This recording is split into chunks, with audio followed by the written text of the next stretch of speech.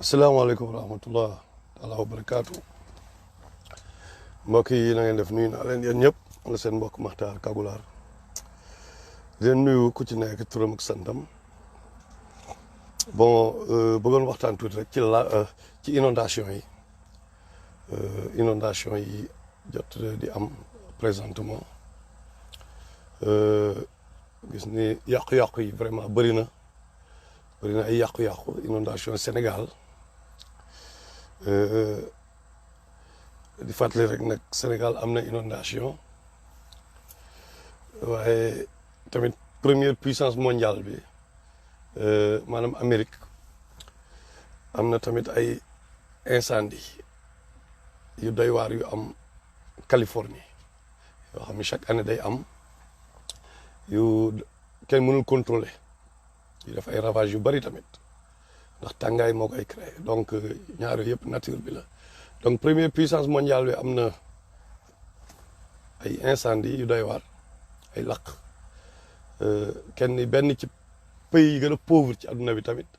am na ay inondation yu doy waar ñoom ñaar ñëpp peut-être kenn mënu ko contrôler right à un moment bu nekkee am na fu ñuy xoolee benn dimension mais tamit ci biir loolu bon côté ndox bi pourquoi ma indi lakk-lakk parce que daf mel ni benn bi mooy fay beneen bi right parce que bu inondation amee dëkk bi day tàng ñu gis ni am na ñoo xam ni war nañ def seen liggéey peut-être defuñu ko mooy gouvernement bi après dëkk bi tàng waaleykum salaam doxandeem donc nit ñi réagir vivement mais ñi nga xam ne ñoom ñoo ngi à l'aise peut-être ñoom affaire yi laalu leen ñoom quand même bon day sedd ci ñoom te seeni kaddu may nekk ndox bi kaddu ndox rek la ñuy indi pour que fitna bañ a am daal pour fitna bañ a am xam nga léegi nag bon dama bëgg ñëw ci kii bi carrément mooy bon bu ñu xoolee Madior bu ñu xoolee wax dëgg yàlla inondation du lu bees Sénégal depuis defe naa temps Gounass ay côté Gounass côté banlieue bi ça fait presque léegi mu mat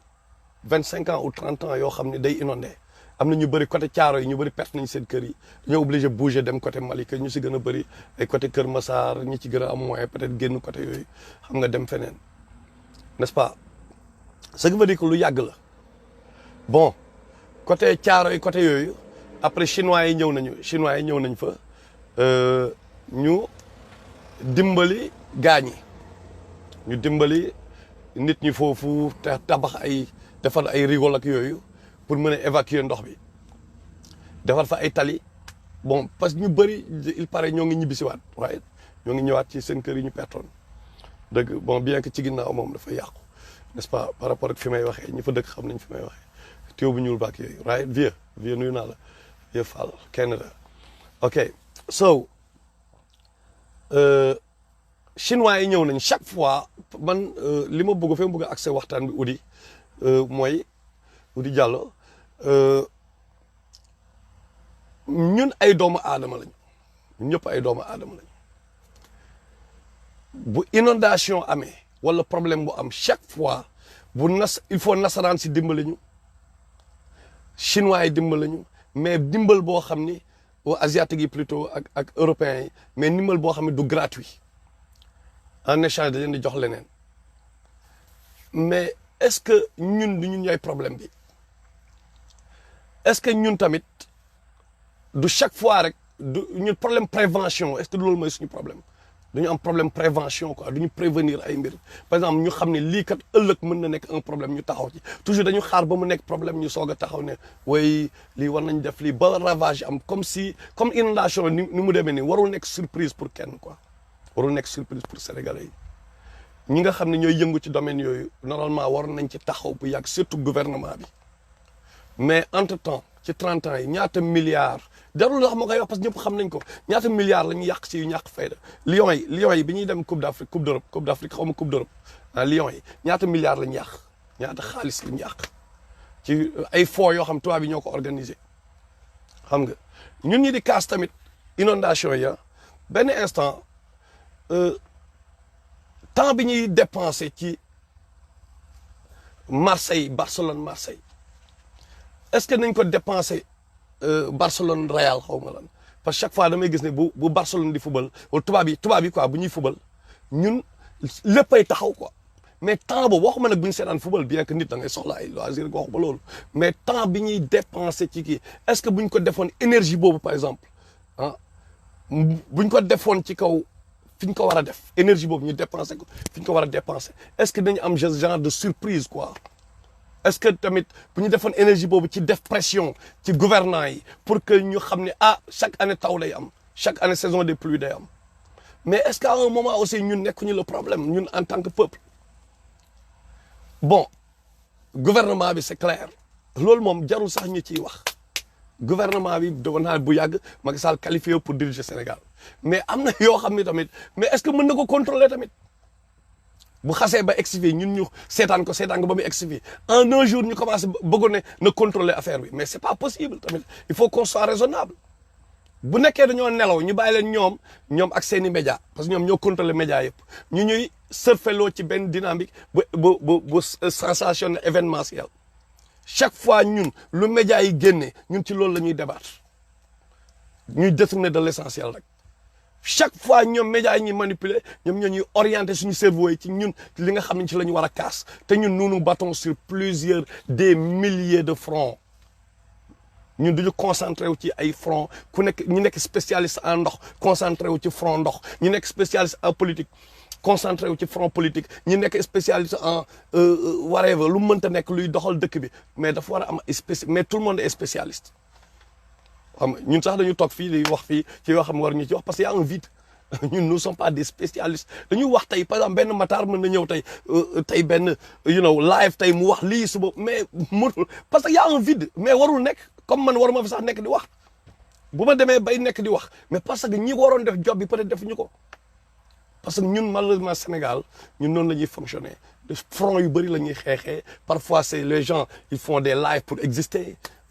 parfois nous sommes là bon comme les téléphones yomb na dañu kii mais loolu yëpp ay perte d'énergie la à un moment perte d'énergie la bu nekkee dañ ko structurer liggéey bi ku nekk gérer li nga war a gérer ñu war a kaas fi ñu war a kaasee ñu war a ànd fi ñu war a àndee aussi mais defe naa duñ ñëw ba heure bi Macky Sall ak li mu def yëpp bon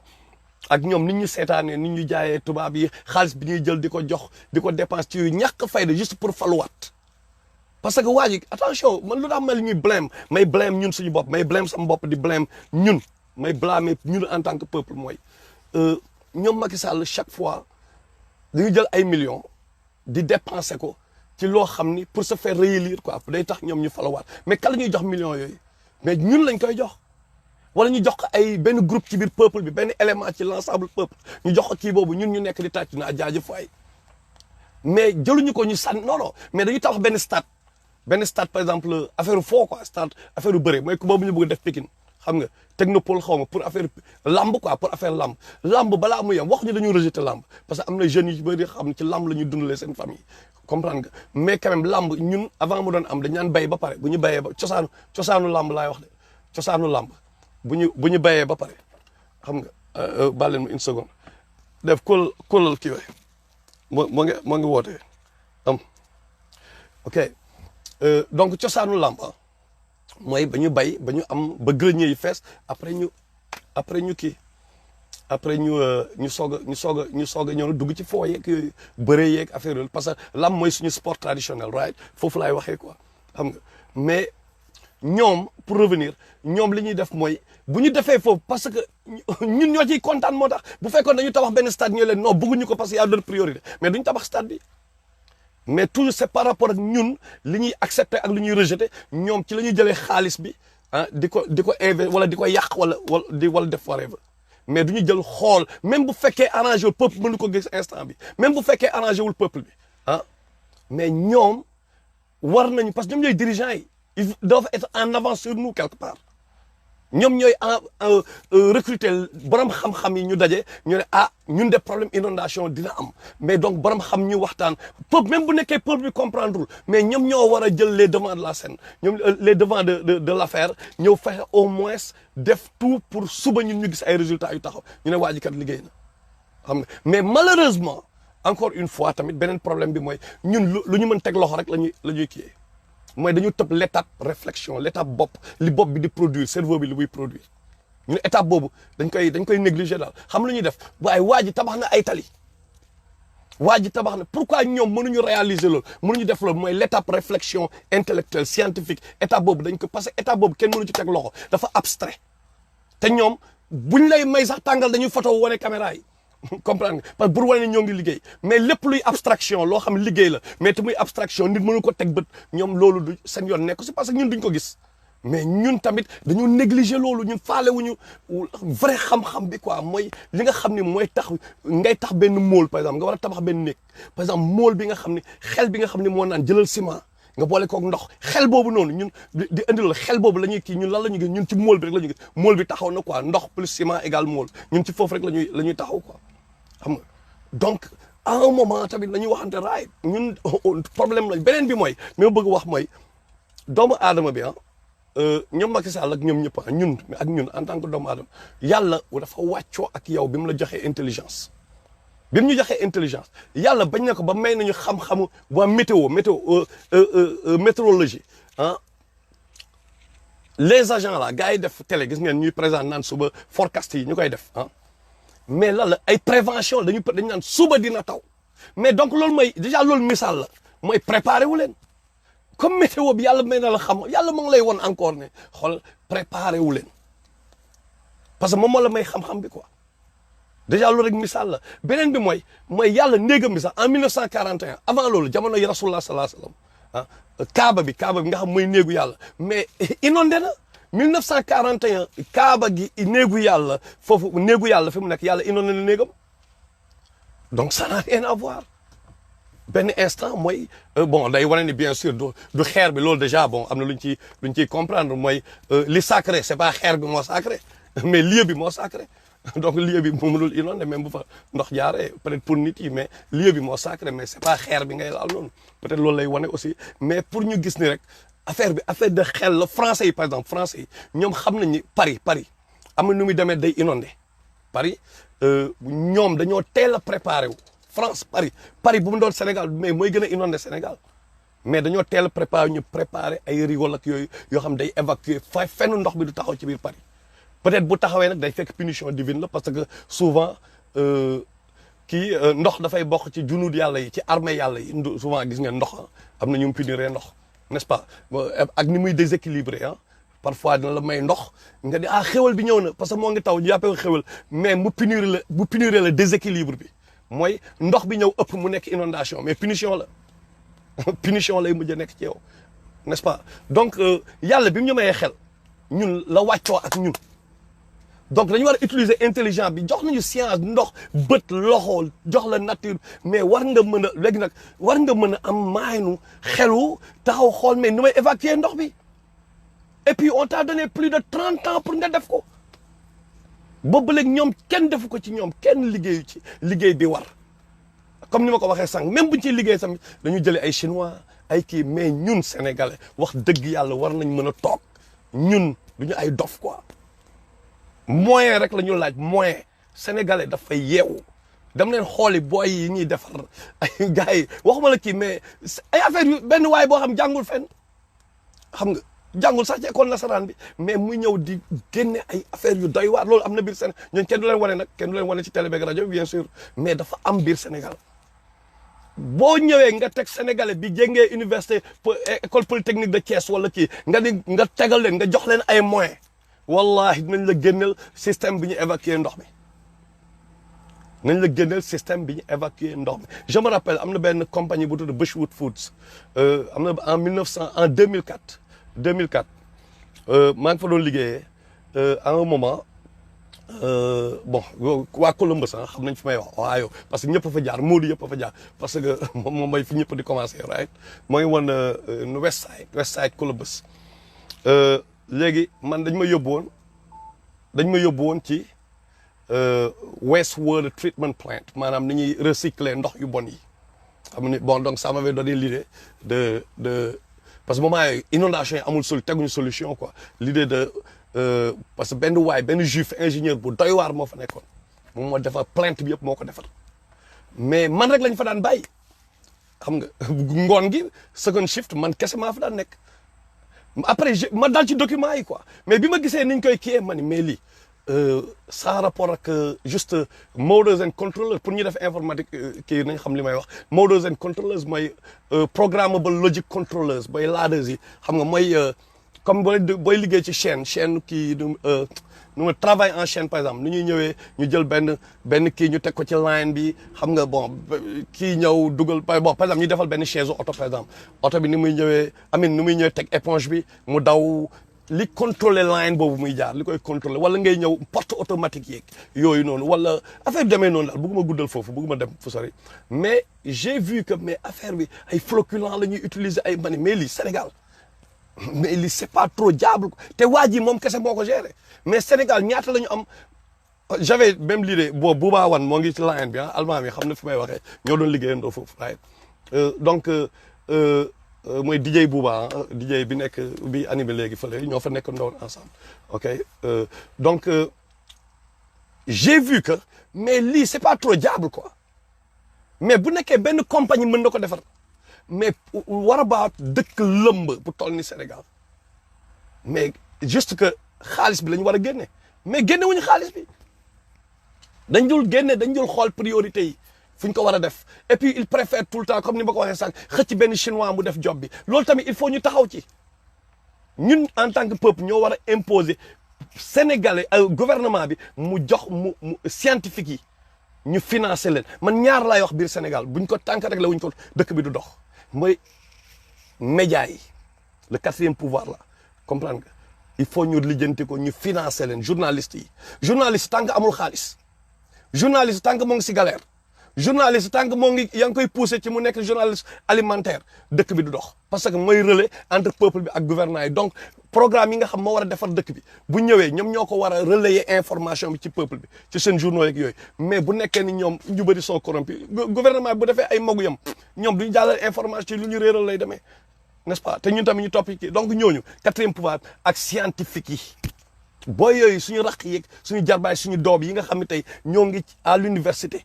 di jàng science nañu fexe nu ñu leen joxee les moyens pour ñoom ñu mën a produire ay xam-xam yu ñu palpable noonu lañ ci mën a génnee biir Sénégal loolu bokk na bokk ci liñ ci mën a génne maanaam gouvernement boo xam ne day encourager ñooñu mais bu fekkee ni tout le temps ñi médiocre rek léegi xam-xam léegi moo ngi dépendre ci wala nekk patriote wala loo mën scientifique wala moo ngi dépendre moo ngi basé wu ñoo ngi koy basé ci waa ji dafa mën a wax parce que waa ji mën na dégg na langue française parce que léegi loolu moo ama ku la dàq làkk français gën la mën a wax gën la nekk dialecticien kooku mooy borom xam-xam bi kii de war na mën diriger waaw léegi médiocre nag ñu commencé cultiver ñu médiocre yi ñëw parce que dañoo ñëw këru les pensées des occidentaux xam nga këru ci lu bëri ñëw la langue française est par essence intelligente donc nan lay demee dañuy ñëw waa ji ñëw kii ñu ne waa ji alors que ñi nga xam ne ñoom dañu teg seen loxo ci affaire bi ci benn lu mënta nekk da ciy teg loxoom am la benn matériel bu mën da koy teg transformé ko kooku mooy borom xam-xam bi ki nga xam ne à partir de zéro dafay dem par le fruit de sa personnelle réflexion mu tegal ñu lu palpable loo xam mën na ci teg loxo amal ñuy njëriñ ñooñu ñooy borom xam mais ñooñu dañ leen di négliger ci réew mi parce que ñooñu mënuñu wax seen xel fi muy waxee seen xel mooy wax du seen gémmiñ mooy wax mais ñooñu kenn du leen dañ leen di ñàkkal fayda donc pour revenir inondation yi pour lijjanti ko il faut absolument ñu def pression ci gouvernement wala bon gouvernement bi sa waxoon naa Macky Sall non partant la il faut ñu bàyyi di boole Macky Sall ci élection yi benn instant parce que ñoom ils essaient de jouer d'avancer cette stratégie là pour dugal yenn programme suñu subconscient mooy lan quand son ministre là bu toogee naan ñun dañu bëgg Macky Sall ba 2035 c'est pas 2035 son objectif c'est que ñu négliger 2024 comme il faut ñu avancer la même stratégie ak ñoom ñun tamit ñu ne Macky Sall dafa sax bokkul far non partant la malheureusement waruñu ko wax fii lii en secret lañ ko war a wax du lu ñuy wax ci mbooloo quoi mais question de programme la ak répétition programme donc nañu fexe yenn programme yu bon yi seen programme yooyu ñuy bon dama leen jox benn exemple bu gën a terre à terre ok bu njëkk ba ñu borom ñaari tur yi góor jigéen lan lañ doon wax borom ñaari tur yi n'est-ce pas affaire bi tabou mu garaaw mais ñoom bi ñu ñëwee mooy les sociétés secrètes ak lobby yooyu nga xam ñoo ngi ci ginnaaw bi ñu ñëwee lan lañ def dañoo jël journaux yi bëgg ñu répété loo mot bi ay góor jigéen ñun ñu koy wax di ko wax léegi mu jën a banal. C'est ça mooy te faire avaler la pilule à petite dose loolu ay stratégie la pour installer programme boobu ci subconscient bi di ko rën en boucle muy dem day dem ba mujj banal ok Sokoto mandikat waxoon naa leen ko ay temps nit bu mandee mais dafay day graaw quoi Sokoto mandikat day graaw parce que mandikat bëriwul mais ñu dem mandikat yi foo tourné gis ko programme mandikat di rouler en boucle day mujj banal nit day toog yow di naan sax nga fàtt ni waa ji doo sax gis ni waa ji dafay naan. you know what I'm saying noonu lay demee quoi mooy ñoom loolu la ñuy play moo tax ñu ne non Macky Sall ba 1935 amiin ba 2035 non 2024 mooy seen objectif mais ils veulent installer le programme 2035 ci kii yi pour banaliser banalisation bi quoi programme plan bi mooy banal donc loolu ñun tamit la même stratégie Macky Sall bokkul suñu élection nañu installer programme boobu subconscient donc moom bu ñu nee bokkul bu ñu nee bokk ça va être un grand problème foofu nag la ñuy taxawee xeex parce que bokkoo nga ñëw ne bokk nga par la force foofu la wax ji nekk loolu mooy la stratégie à adopter ok xaw naa perdre fil bi sax maa ngi jégalu par rapport ak fi ma doon développé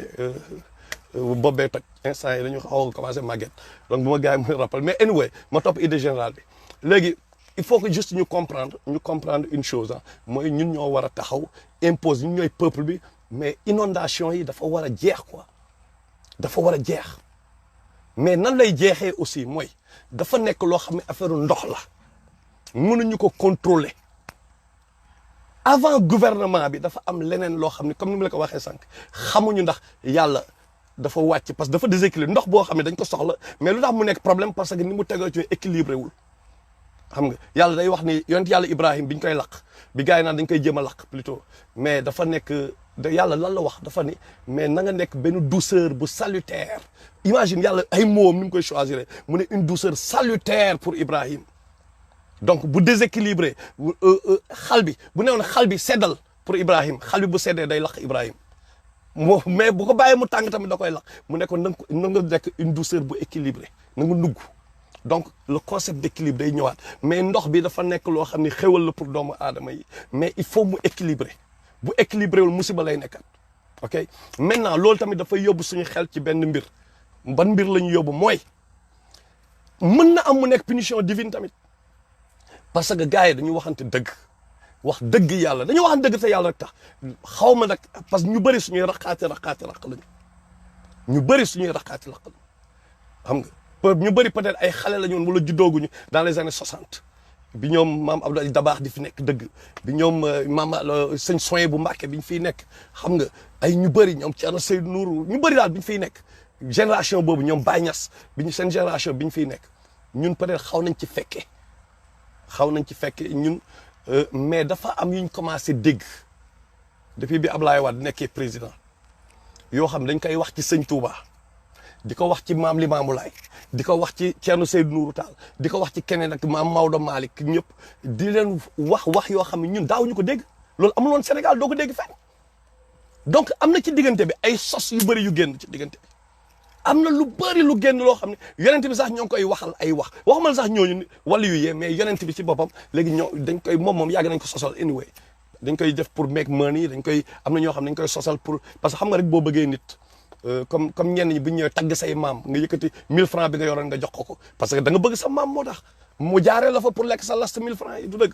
sa yaram day daw whatever donc am na ñoo xam ne stratégie boobu léegi nag lan moo am Sénégal mooy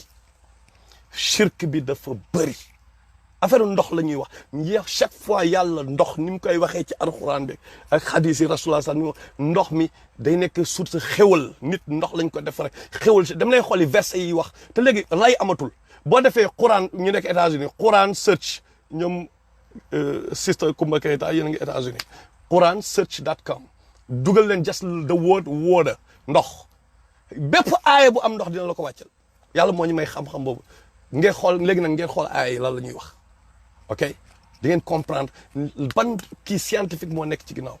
mais tamit lan lay symboliser ndox moomu tey bi indi inondation bu nekkee ni punition divine la ah ñun de lu ñun lan dañ naan poser question ñun lan lañ def ba yàlla war ñu punir ndox mi lan la ñu def man de li may gis mooy wax dëgg yàlla bokkaale yàlla bi dafa bëri Sénégal instant bi te loolu la yàlla gën a bañ na ko ba nee na du ko baale ñu bëri nag tam ñu ne non bokkaale ci lan ok dama leen di démontrer après defe naa waxoon naa ko fi dama siy ñëwaat parce que c'est important c'est dans le Coran sourate Az-Zumur les groupés verset 39 sourate 39 verset 3 yàlla mu ne yàlla mooy wax de boo demee Abu Lahab bi nga xam ne dañ ko kii ci alxuraan bi Abu Jahal Umayya ben Xalaf ennemi rasulullah yëpp ak waa Quraysh ñi daan jaamu Allat al Uzza ay ñoom Hubal ñi leen daan jaamu di jaamu 360 xërëm yooyu 360 xërëm yi nekkoon Kaaba ga ñi leen doon jaamu waa Makka yi leen doon jaamu yàlla mu ne boo leen laajee lan moo tax ngeen di jaamu xërëm yi déggu leen bu baax de c'est très important li ngeen di wax ni yàlla mooy wax dama leen vérifier affaire mu ne boo leen laajee ñoom xam lu ñuy wax non dañ leen di jaamu parce que ñoom ñooy intermédiaire entre ñun ak Allah déggu leen bu baax de mu ne ma ndax mu doom ilaa li yuqarribuna ila Allahi zulfa dañ leen di jaamu juste parce que ñoom ñooy intermédiaire entre ñun ak donc ñooñu gëm nañ Allah comme ñun parce que dañ naan ah Sénégal nañ changé gëm nga yàlla Allah ah ñun de gëm na Sénégal kay réewu ki la mais yàlla lan moo ñu différencier ak ñooñu bu fekkee ni jël nga ñoom ay xeer la ñu jël ay xeer la ñu jël def ko seen diggante ak seen borom ok mais yàlla dafa am benn saar mu ne safara dinaa ko remplir ak ay xeer ak nit ak jinne mais pourquoi mu xeer yi xeer du dara dafa taxaw ni rek mais mu ne xeer ak nit ak jinne mu boole xeer bi ak nit bi ak jinne mais dina ci remplir safara donc connexion am na entre jinne yi ak xeer yi ak kii ak nit bi maintenant bu fekkee ni ñun dañoo jël nit ñu def ko jox ko yenn kii divinité yi xam nga teg ko suñu diggante ak suñu borom def ko mais c'est juste que ñële xeer la ñu jël ñun ñu jël nit donc la moo ñu différencier ak ñoom y a pas de différence ah y a pas une grande différence lu yàlla moom ñu jël léegi da ngay gis tey jii tey en 2020 loo xam ni sëñ Touba bind ko doo xam fu ko gars yi jëlee maam Maodo bind au contraire ñoom loolu la ñu doon xeex Baye Niass bind keneen yonent bi bind ko sahaaba yi kenn mësu ko bind ñoom imam Malik bi nuñu ko mais fan lañ la yóbbu ci ay abstraction ñoo xam ni dañu naan di ma aras laa fanaan loo xam mënuñu ko vérifier question d'interprétation dañu jël alxuraan interpréter nu leen neexee mais comme li ma leen waxoon sànq côté programme parce que les sociétés ñi nga ennemi islam yi ennemi diine bi ñoo ngi fii dinaa il se cache dans la lumière ban stratégie la ñu indi dañuy fexe ci télé yeeg rajo yi ñuy répéter programme bu bon bi programme bi tax yàlla téye ay inondation wala mu indi inondation amin téye tawam wala mu indi ay inondation yu doy waar programme boobu la ñuy répéter en boucle ci télé yeeg rajo yi nga sëriñ diw chaque fois xool leen li ma leen wax ñaata yoon bu ñu toogee ci rajo yeeg télé yi ñaata yoon la ñuy tudd yonent bi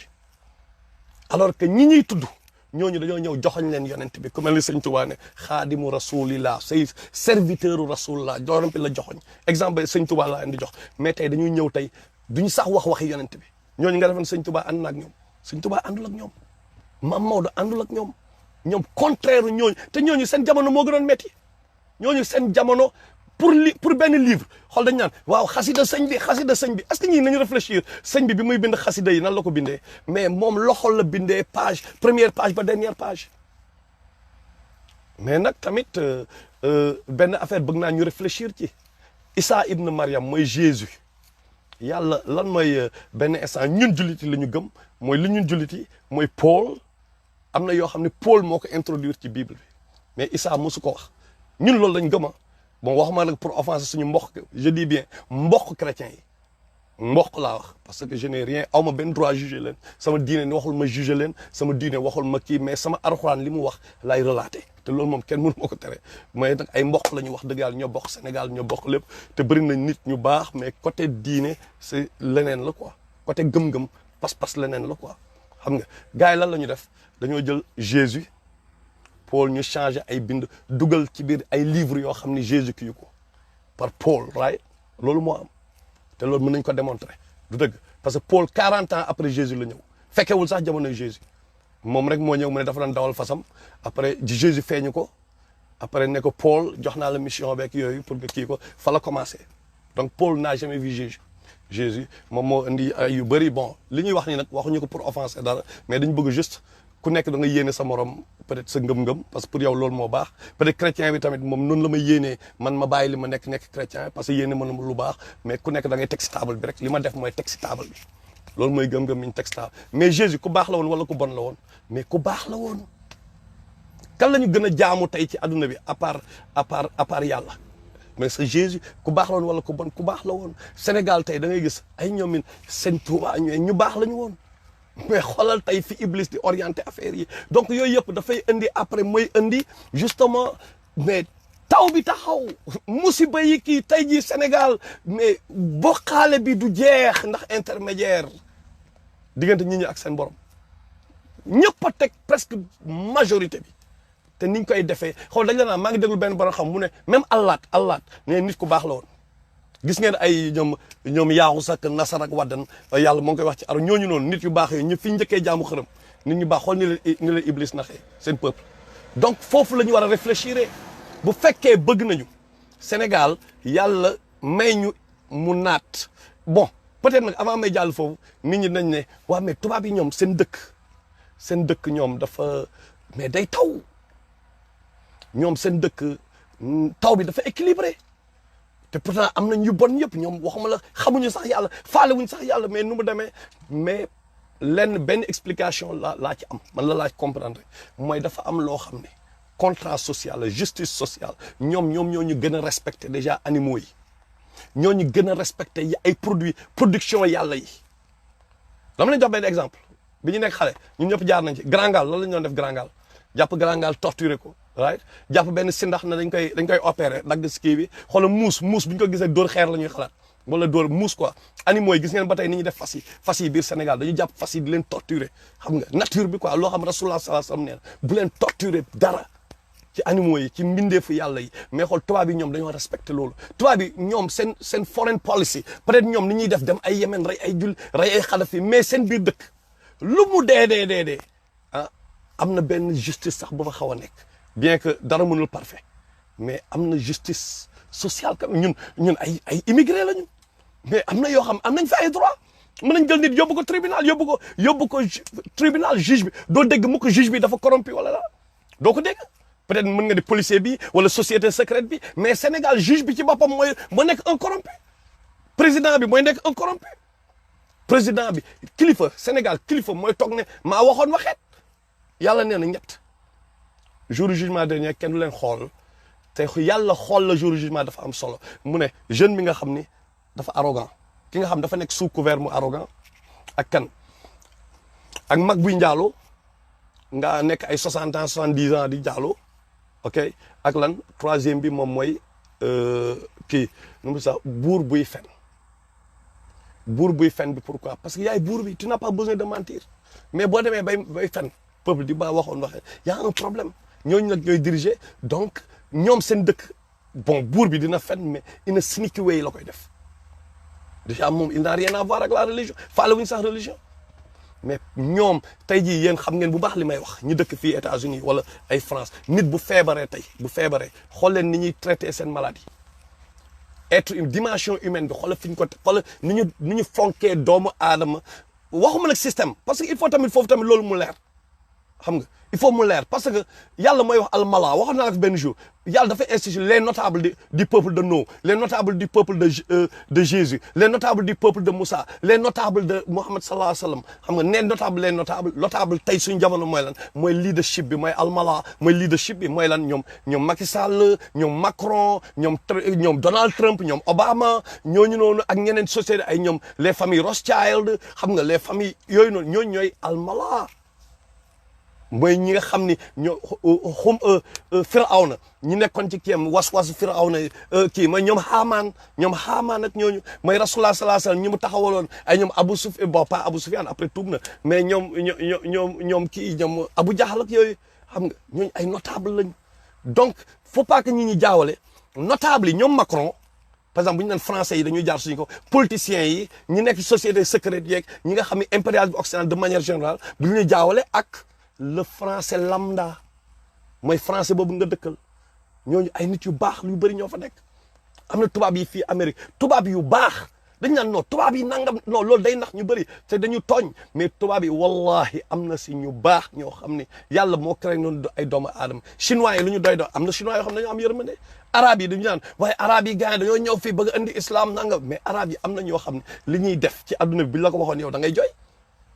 donc bu ñu jaawale donc loolu tamit c'est important nit ñi xam ko nous parlons pas du leadership nous parlons de donc ñoom seen société boo demee ci benn hôpital di nga fa fekk benn Suzanne mais ni mu amee yërmande si nit mais tamit li ko gën a may doole benn affaire la aussi mooy ñoom dañoo fexe depuis the founding fathers bu nekkee États-Unis bind ay kii yoo xam dañoo verrouiller constitution bi verrouiller loi yi lépp par exemple boo nekkee nurse nga nekk par exemple docteur ci benn hôpital am naa benn mbokk bu feebaroon dafa ñëw mën a ma parce que dafa feebar Sénégal gis niñ koy traité gars yi amuñu benn yërmande pour la plupart dañuy ñëw jigéen bi am doom ñu jàpp la waay tëddal fii laa wax gëdd la créel la kooku noonu par exemple moo daf feebaroon leneen bu feebar après mu ñëw États-Unis mu ne ma ñii de ay nitu yàlla lañ ñii de bu ñu demul àjjana moom dina ma jaaxal mais ñi baax nañ de ñii ay ma ne ko mère maa ngi kii sax kii ma ne ko kaay mu wax la dara ñii du ñoom de jikkoom yow mënoo ko xam carrément mais li ko tënk la loi yi ko tënk la dëkk bi dañoo teg ay loi yoo dañ ko verrouiller de sorte que moom bi mu newee dafay nekk nurse par exemple dafa am licence dafa am lu muy signé ay contrat yu muy signé ci misaal contrat yooyu ñoo koy moo tax moom mënul bañ a gentil ak yow parce que bés bu ñu découvrir ne dafa la maltraité jour boobu moom dina perte liggéeyam dina am ay problème te dinañ porter plainte hôpital bi muy liggéeyal te hôpital bi muy liggéeyal moo dul nangu perte ay millions ndax benn nurse donc ils sont obligés de gentil avec toi même bu nekkee seen biir xol kii ñu mais société bi impôt loolu kan moo ko def gouvernement bi moo ko def njiit yi ñoo ko def mais Sénégal laisser aller bi am parce que njiit yi defuñu seen job donc juste pour dire que société bu jaaree yoon ñu am yërmande si jigéen ñi bu ñu amee yërmande bu leen bu wax ci jigéen ñi laa wax de parce que yàlla moo imposé loolu bu ñu amee yërmande si jigéen ñi xam nga chaque fois dama leen koy wax te dama koy répéter parce que dafa am solo ci man xam nga te waa 313 incha allah loolu la mooy seen i intention xam nga mooy dimbali jigéen ñi d'abord quoi xam nga mooy lan parce que jigéen ñi lu ñu am suñu yaay lañ koy xoolaa lépp lu ñu am ci kër gi lañ koy indi mère bi jaay gerte caaf day jaay ndeysaan gerte caaf benn ñaar dërëm on se pose la question comment elles arrivent à mais indi ba ñu jënd ci nit ñi lekk quoi nga xam ne loolu yàlla rek moo fa def barke donc ñooñu boo leen dimbalee lu mu metti seetlu leen bu baax li ma leen wax seetlu leen bu baax ñun góor ña dañu am par exemple ay jabar waaye am ak ñoom whatever xam nga mën na lu mu mënta nekk mën nañu am ak ñoom problème bu whatever xam nga mais gis nañ ni mais jigéen bi ni muy ñafee mais ci xale yi la koy yóbbu quoi mais xale yi tamit ñun ñoo bokk xale yi mais ñoom lu ñu am xale yi moom il faut ñu look good xale yi il faut ñu jaar xale yi il faut ñu jànge jigéen ñooy instant ñun sax ñun góor ñaa waaye yóbbu ko daara yóbbu ko duñ sax vérifier ndax daara baax na wala baaxul mais mère yi souvent duñu bëgg seen doom dem daara bu ñu gisee kon ndax yërmande bi ñuy am seen doom la pour la plupart mais ñun góor ñi bon loolu lañu yàlla bindee suñu nature la moo tax ma ni il faut ñu dimbali bu ñu bëggee société développée il faut ñu dimbali jigéen ñi ba pare ñu fexe dimbali bi nag mooy dimbali ci xel d'abord ci seen xel yi ñu dimbali leen ñoom ñu xam lan mooy seen rôle xam nga parce que léegi féminisme tous ces mouvements là ñëw na xam nga parce que Iblis xam na ni ñii bu ma leen bëggee am naa ko jaarale si jigéen ñi Iblis xam na loolu quoi moo tax day def tout pour gën a may jigéen doole jigéen ñi ñoo bañ war a bañ loolu tamit ñu bañ a nekk si kanamu góor ñi xam nga par rapport d'un point de vue de rôle bi yàlla jox ku nekk mais tant que jigéen ñaa ngi tamit jéem a step up di jéem a taxaw ci kanamu góor problème lay nekk. Je vais vous donner un exemple gis nga esclavage bi mu amee ñoom Lynch ak ñoom ñëpp qu'est-ce qu'ils ont compris ñu ne ok dinañ affranchir esclave yi mais nañu fexe ñu may jigéenu africain américain ku jigéen ki nañ ko gën a may doole ku góor ki comme ça pour détruire seen société quoi seen milieu ñu détruire ko quoi qu'est-ce qu'ils ont fait liggéey yu baax yi jigéen ñi lañ koy jox yombalal lépp jigéen ñi même ay food stamp yeeg yooyu dañ leen di jox ay xaalis di leen ñamal ay kii mais pour détruire kii bale pour xale bu góor bi moom day ñëw rek dugg ci geng yi wala moom du mën a nekk chef de famille quoi parce que ku ëpp alal tamit yenn saa yi ay diriger xam nga mais jigéen bi la ñu gën a ubbil ay opportunité pour que moom mu nekk chef de famille mu mën a diriger kër gi donc la day affaiblir société bi day affaiblir ñoom donc noirs yi moo tax mu bëri ay noirs yoo xam bëgguñu sax marié wu moo tax ñuy saaga jigéen ñi ki di leen woolee the B word parce que dañu créer benn guerre entre ñaari groupe yi quoi loolu stratégie iblis la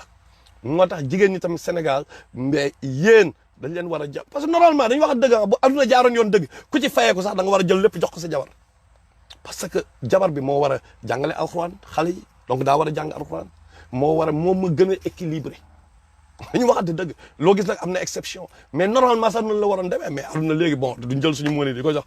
yenn jabar yi nag je suis désolé tam ngeen dem jënd ci ay yu kenn xamul xam nga ay greffage ak yooyu ok donc pour revenir ah jigéen ñi il faut nga may leen doole boo leen mayee doole ñoom dinañ ñëw ñu dugal ko ci société bi dugal ko ci xale yi am nga équilibre am bu équilibre boobu amee mais après ñoom seen programme yu bon yi duñu ko mën a imposer waaye duñu ko mën a imposer pour yàq société bi encore une fois fexe leen ñu organiser wu may jigéen ñi fu ñu liggéeyee c'est tout xool leen natt yi ban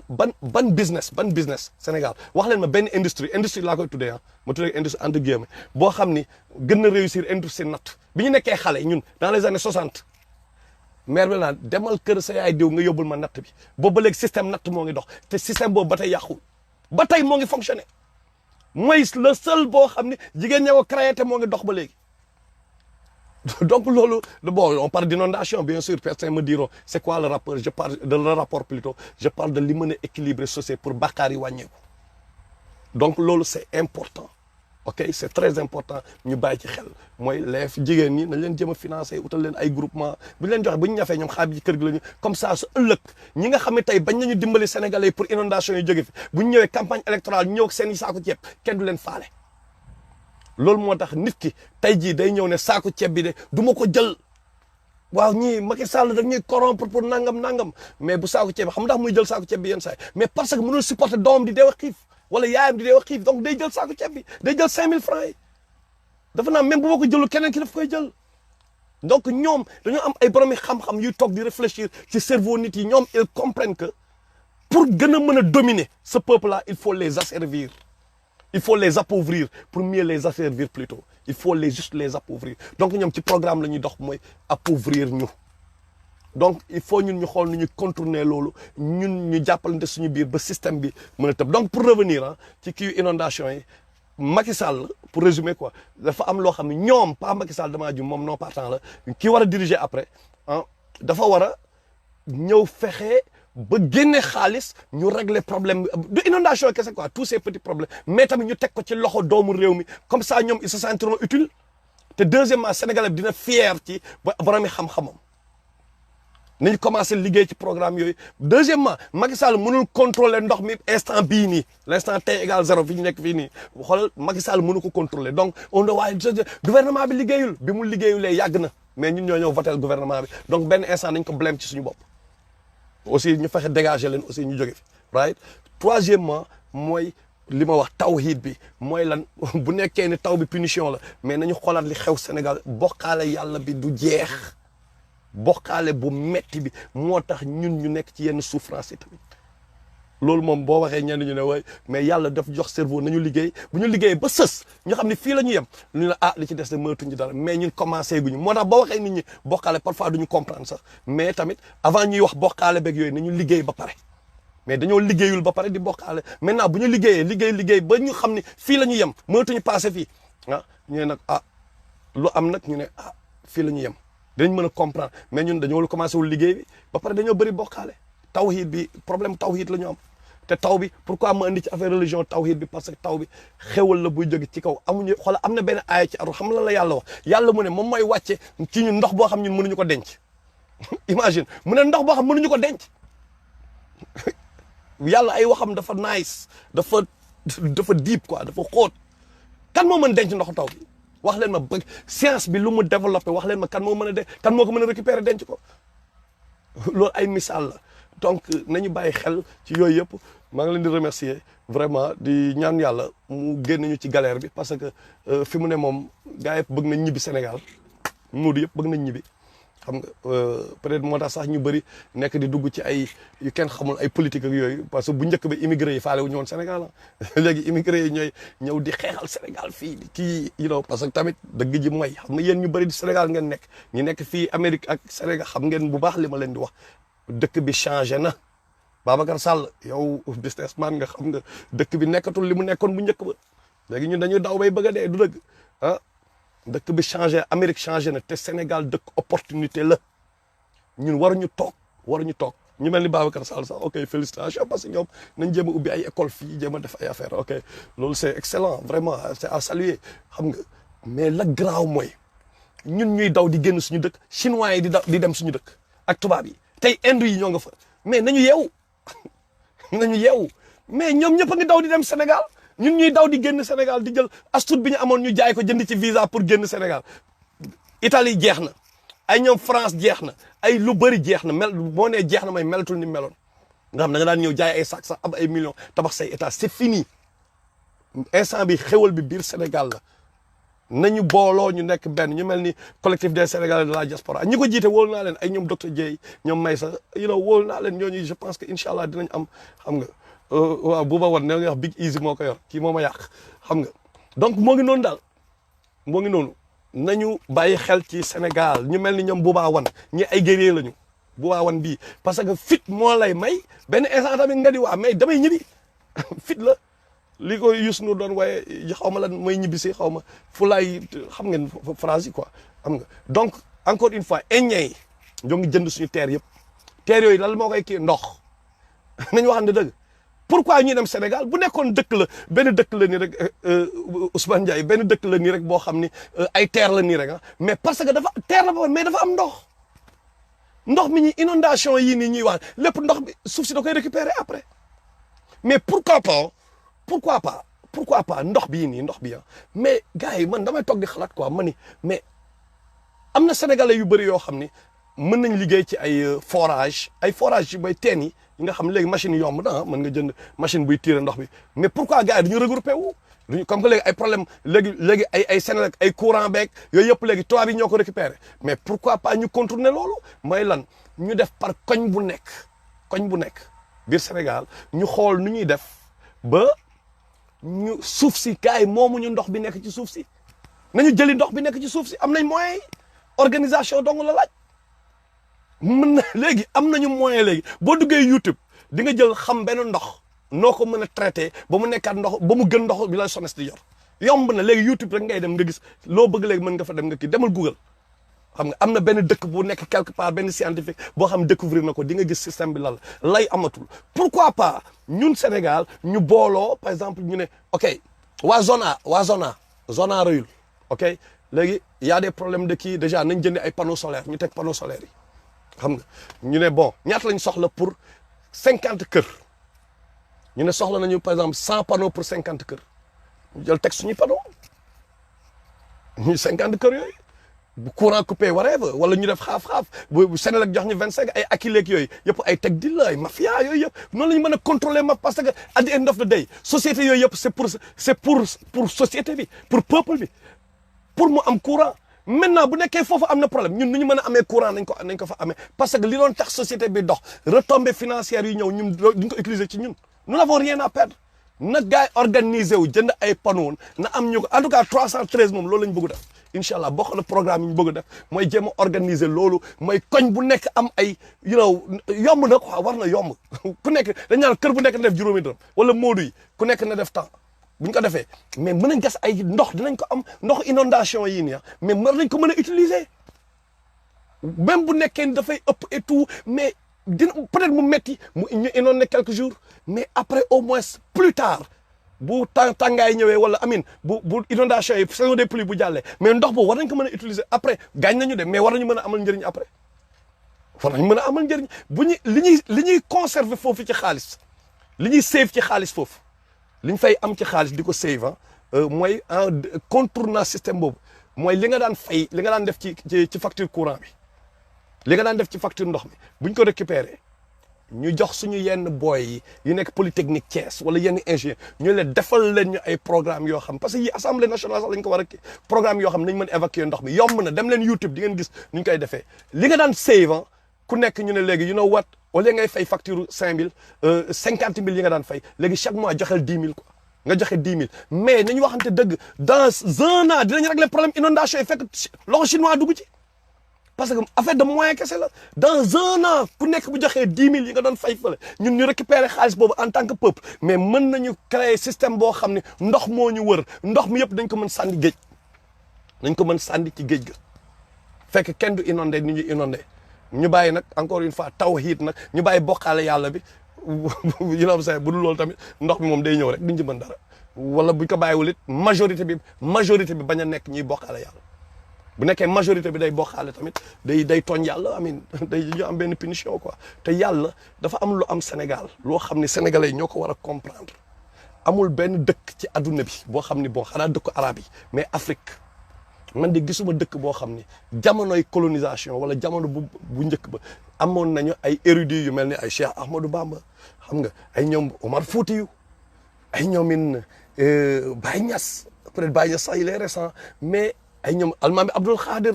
jamono bi la waxee sax biir Fouta boo duggee nga gis ni fa nekk ci ay mais ñu dajaloo quoi ba pare ñu may ñu benn Cheikh Anta Diop aussi boo xam ne mooy numéro 1 en Afrique donc nous sommes un peuple particulier benn instant bu ñu waxee nag yenn gars yi mën nañ ne ok you know what bon ñi nga xam ne par exemple alxuraan ak sunna la ñuy dund bu ñu waxee souvent dañu naan waaw ñoo fi indi shirk di kii bon comme les parce que y a une guerre tam ñu ne mag ñi lii wala whatever xam li ma la mais problème bi mooy dafa am moment boo xam ni jamono ñoom Sëñ Tuubaa bi ñuy dund il faut ñu rendre à César c'est comme on dit à partir ce qui appartient à César ñoom ñëpp contexte bi ñu dund bi ñu doon dund y avait seen contexte la quoi ñoom y avait pas tey jii ku nit ki ñëwee di xam li xew Arabie Saoudite non non benn contexte boo xam y avait le tubaab bu nga war a xeex nit ki dañ la bëgg a génne ci l'islam période dañ la bëgg a génne ci l'islam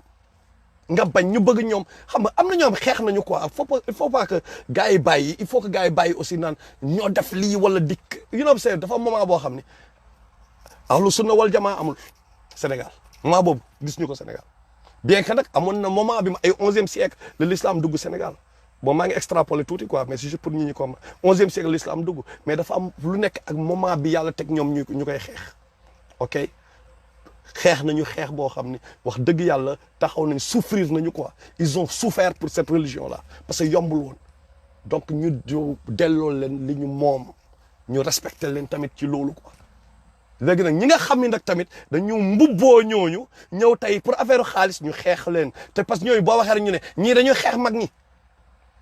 ñoom tamit loolu mooy seen arme parce que bés bu gars yi comprendre yenn kii rek ñoom dootuñu jotati xaalis bu ci comprendre système bi rek mooy yenn saa yi yooyu taalibe bi di la jox xaalis boobu noonu da nga koy wala pouvoir bi la taalibe bi da nga koy perte moo tax yow amoo intérêt ci yenn yi quoi mooy lenn ñu ne ñi ne nañ dellu ci Alxuraan ak sunna par exemple ñoom arrangé wu leen quoi ok donc ils vont tout faire pour you know ne ñii bëgg jaxase ñi daal jaxase yi mais mag ñi ñëpp leen war a respecter ñoom au contraire dañu sas sax dañu sas comprendre parce que comme exilié ak yooyu coono bi xeex fi guerre ça va gars yi ñun ñëpp kenn guerre ñun bañ nañ ko ba ñu waxee marche pour xeexi Macky Sall marche ñu génn marche mais kenn du génn waaye mais ñaata ñooy ñun ñi nekk fii di wax bu ñu nee marche ñu xeex ak Macky Sall ñaata ñooy génn ci ñun mais kenn du génn dañu waxante dëgg you know sa xeexi Macky Sall laa wax de mais ñooñu nag ñu taxaw di xeex le colon taxaw di réussir ñu jàppale di leen exiler fii ñu rey ñi kii you know dafay yomb benn instant tamit ñu taxaw critiquer aussi xam nga ñi nga xam tamit ñoo ngi noos jamono jii ñoom ñoo ngi profiter ci ñàqu Mame Maodo Malick di profiter ci ñàqam di profiter ci ñàqu Baye Niass di profiter ci ñàqu Sëñ Touba ak ñàqu Omar Fouti pour se faire de l'argent ñooñu bëgguñu ñu ne nit ñi nañ dem ci Alxuraan ak Sunna bëgguñu dégg loolu parce que lan la seen ñàq lay yàq loolu mooy système bi dafa ni yàq seen deal il faut ngeen comprendre loolu tamit bien que nag foo dem ba tey am na ñu baax ba léegi xam nga am na ñu baax par exemple dama ko yàgg a wax ku mel ni am benn imam dama ko respecté xam nga mooy kii ñu bëri ñu bëri bëgg ma sax citer ay tur am na fi ñoo xam côté ahlu sunna da nga gis ñi xam ne ay nit yu yàlla la ñu da nga leen di respecté quoi nga dem côté Mouride da ngay gis ay ñoom Rafa yi Mbàkke xam da nga leen di respecté nga dem côté Tidiane ay doomu Mame Abdou Dabakh yi nu ko mag xam nga dem ci ñoom Baba Lamine Niass xam nga ñooñu ñëpp da nga leen di respecté quoi parce que da ngay xam ne ñii diine rek moo leen tax a jóg donc fu ci nekk mais ci suuf tamit day amaale yeneen gars yu doy waar yoo xam ne ñoo ils font beaucoup plus de bruit et puis ñoom ñooy jaxase nit yi quoi donc il faut que mu leer ci ñuy ça dama bëgg wax ñuy dem cas par cas bu ñu jaxase lépp xam nga bu ñu jaxase lépp nañu xool fu ci nekk am na ñu baax ñi nag nañ leen may doole ñu ñaan bu ñu ñaanee yàlla am na ñoo xam ne yàlla daf leen rus am na ñoo xam ne yàlla daf leen rus loolu dafa amoon na benn sahaaba bu tudd albara radiyallahu anhu